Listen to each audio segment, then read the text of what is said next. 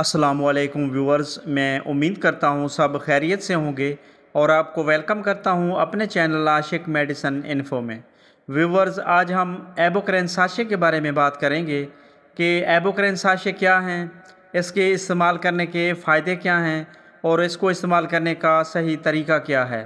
تو ڈیٹیل میں جانے سے پہلے میں گزارش کروں گا کہ جو میرے چینل پہ نیو ہیں کائنڈلی وہ میرے چینل کو سبسکرائب کر لیں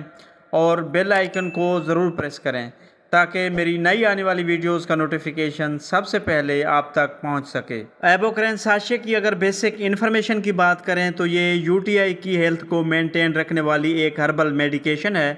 جس میں کرین بیری ایکسٹریکٹ 250 mg شامل کیا گیا ہے۔ ایبوکرین ساشے کی اگر کمپنی کی بات کریں تو یہ ایبٹ لیبارٹریز کی برانڈ ہے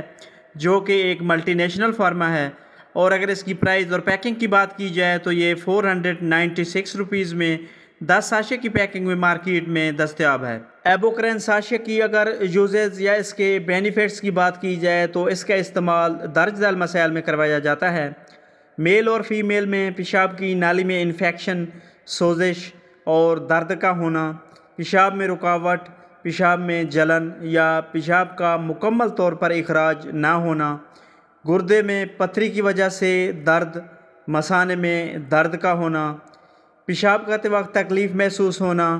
پیشاب کا روک روک کر آنا یا پیشاب میں بدبو کا محسوس ہونا، اور اس کے علاوہ یو ٹی آئی کو صحت مند بنانے یعنی گردے، مثانہ اور پیشاب کی نالی کو مسائل سے بچانے، بیکٹیریل انفیکشن کے خطرات سے محفوظ بنانے اور کینسر جیسی موذی مرض سے محفوظ بنانے کے لیے بھی بہت اہم کردار ادا کرتا ہے۔ ایبوکرین ساشے کی اگر ڈوزیج کی بات کی جائے تو اس کی عمومی خوراک ایک ساشے 1 گلاس پانی میں حل کر کے دن میں 1 مرتبہ روزانہ